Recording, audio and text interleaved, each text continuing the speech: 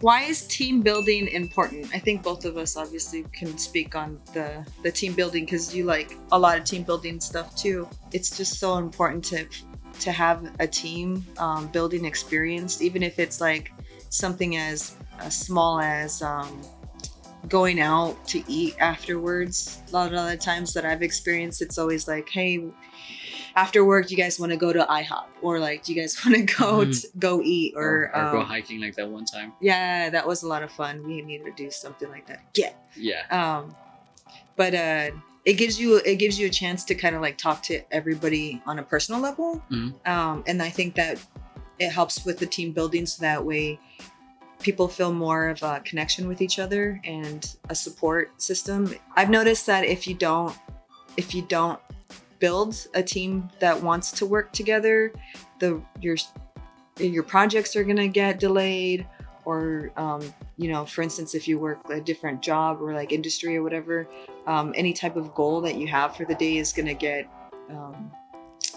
it's gonna be harder to achieve because you guys aren't working as a team. If everyone's just out as individual workers, I don't know. Sometimes if there's like a team goal, then it's harder to achieve if you're not really like supporting each other. And I think the only way to support each other is to enjoy each other.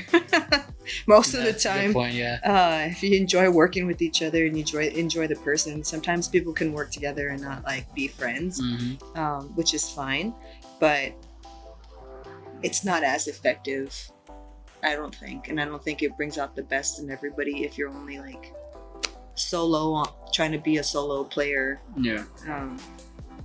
But what do you think? I mean, I think with team building, there's this whole thing of you can run a company with fear and still get good results. But I think a team that loves, like, what the company stands for, loves the vision, they're fully enrolled into it. People will give more of themselves if they believe they're working for something that's a bigger picture, and that's something outside of themselves. When it comes to team building, I feel like when people go into a work or the workplace, it can be very one-dimensional. You're here for this purpose only, and then like, everything else is just forgotten. My favorite thing about team building is that it removes the walls that people put up in the workplace. Like when you go into a workplace and you act a certain way and you speak a certain way, but when you start getting to know one another, you start feeling out each other's like tendencies, each other's like what pushes each other's buttons. That's what team building is. You find out the best and the worst of the person, because I'm a firm believer of you don't know a person until you've seen their worst. It helps build the culture and the love of the team. And I think that one of the things that's super important for me with the VP is the amount of laughter we have in the meetings, because if you're not enjoying it, then it's like that's someone's time they're giving you. That's someone's time they're giving to someone's company. And if they're begrudgingly going to work and they just because they need to check in the box of trying to pay rent or whatever, it's like it sucks, because I want people who work with us to be happy, to enjoy themselves, to feel like they're actually moving towards something that helps them grow. And then I think team building is essential, and it's you gotta have it. Yeah, you gotta like, well, that's the leadership that is in place. Is like a lot of the times the leadership has to create the company culture. Yeah, because I think it all starts from the top, because if the leader from the top is very like distant, and then that's the culture he's gonna create with everyone. And then, because again, it all starts from the top. But if the leader is very empathetic, listens to other people, tries to make that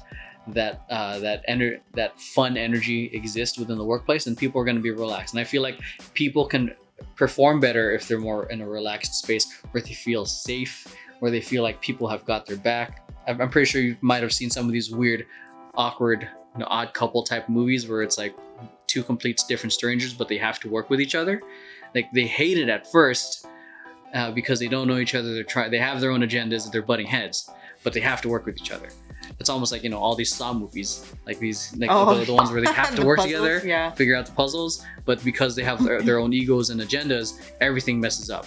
But when they come together and they figure out how they can all work as a unit, that's where I think the magic happens, because there's an unspoken kind of energy that kind of is created that creates like the whole magic of like bouncing off ideas with one another, because then it starts creating like a whole group flow, and which is essential. And if you guys are interested in that, check out the book The Rise of Superman, where they talk about group flow, because once the team building and the chemistry is more established, then the flow of each other's ideas bouncing off one another is like just happens more naturally instead of forced.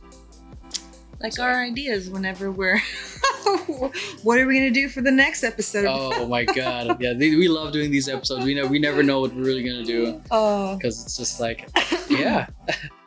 That's it for this episode of Vision Paradox answers your questions while we do stuff.